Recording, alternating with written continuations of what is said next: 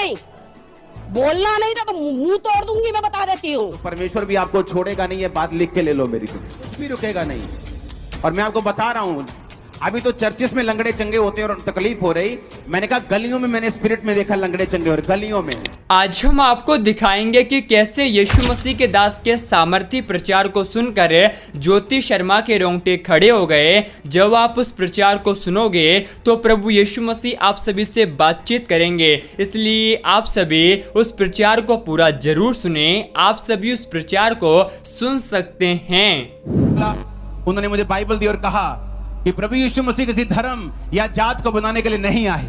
वो इतना छोटा परमेश्वर नहीं है कि सिर्फ पृथ्वी की बात करे, जो कि परमेश्वर के जो खुदा ने बनाया उसके सामने बिंदी भी अगर लगा दो तो वो बिंदी भी धरती से बड़ी लगेगी। आपको ये धरती इतनी छोटी है प्रभु के सामने।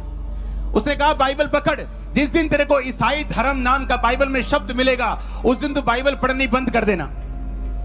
मैंने कहा मैंने तो मीडिया से यही सुना है कि ये लोग धर्म बदलते हैं, बड़ा नेक्सस चल रहा है जी, बड़ा धर्म परिवर्तन का धंधा चल रहा है जी, बड़ा कुछ हो रहा है जी। उन्होंने कहा अच्छा, हम भी हिंदू परिवार से हैं, परमेश्वर ने हमें चंगा किया है, जिसको प्रभु अपने पास बुलाता है ये उन्हीं को मालूम है। उस दिन बाइबल पकड़ ली, रात को 8 बजे 16 अगस्त 2004 नशा करके एक घर देखा जहां वो बंदगी करते थे। वापिस आया, मेरे पे ले हैंड प्रार्थना हुई।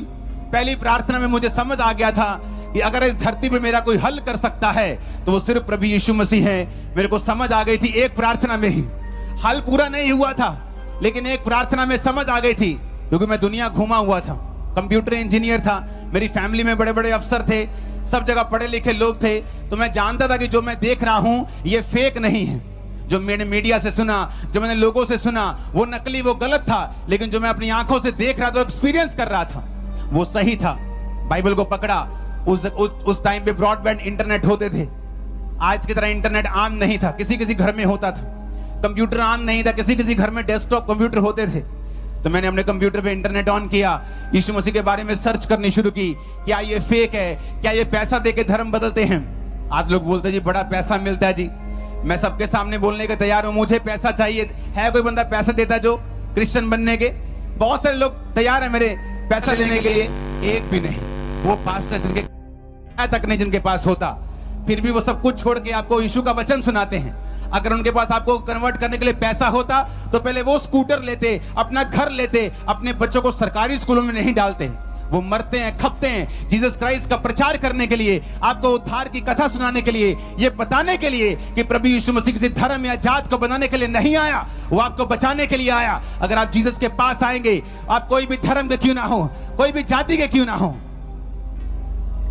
मैं अन्य जातियों में से था, इसलिए मैं विरोध नहीं करता जो लोग विरोध करते हैं। मुझे मालूम है अगर आज मैं उनका विरोध करूंगा, बड़ी आसानी से इंडियन लॉ के मुताबिक उनको जेल हो सकती है क्रिश्चियनिटी का विरोध करने के कारण।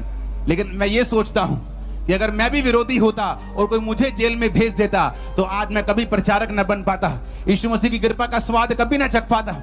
मुझे उन्होंने सहा है, इसलिए मैं आज यहाँ पे हूँ।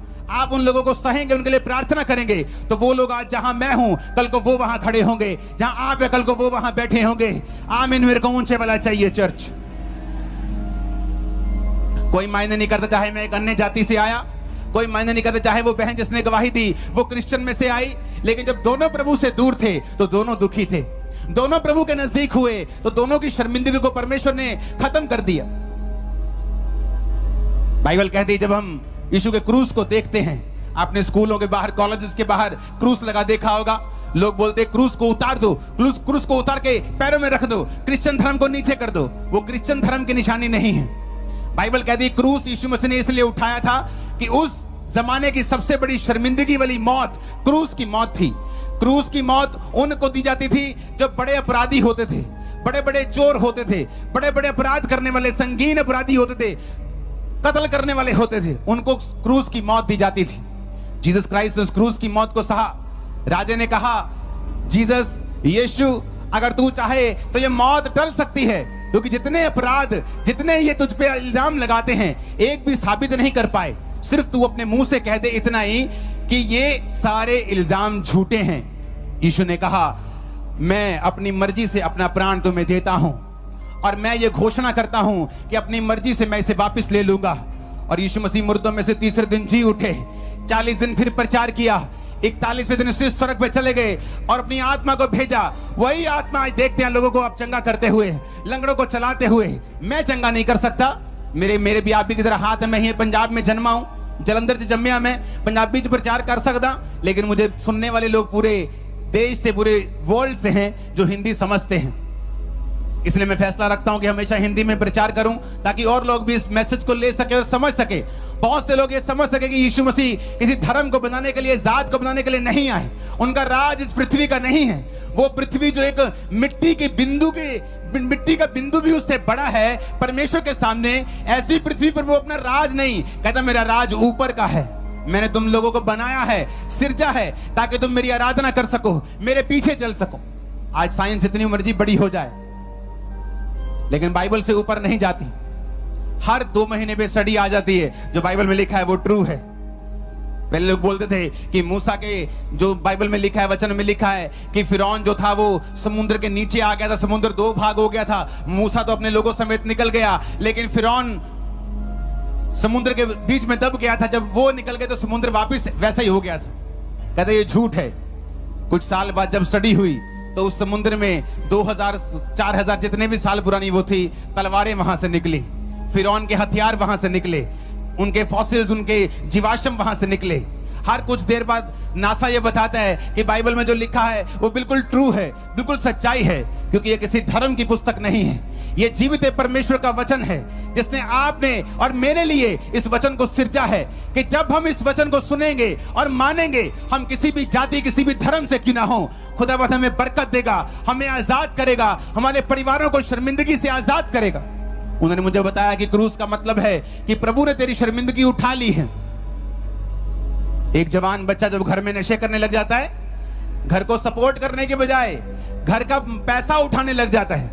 माता पिता को कंधा देने के बजाय, उनको सहारा देने के बजाय माता पिता को उनके पीछे लगवा लेता है, तो ये एक शर्मिंदगी है। जब उसके बनने का समय होता है वो नशे में चला जाता है, ये एक शर्मिंदगी है। जब जवान होता है, बीमार हो जाता है, ये एक शर्मिंदगी।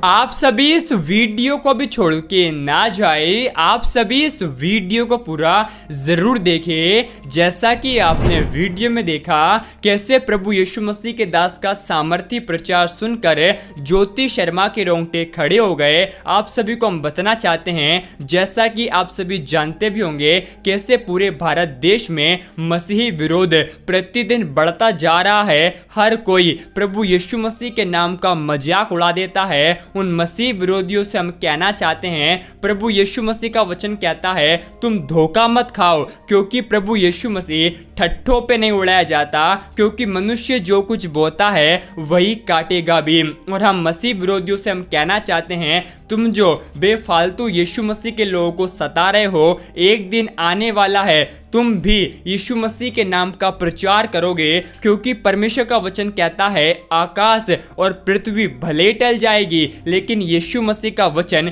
कभी ना टलेगा और ना बदलेगा, क्योंकि हमारा परमेश्वर कभी ना बदलने वाला परमेश्वर है। जैसा कि आप सभी जानते भी होंगे कैसे बजरंग दल के लोग मसीह लोगों को सताते हैं। जो लोग दुआ प्रार्थना करते हैं उनके घर को वो तोड़ देते हैं।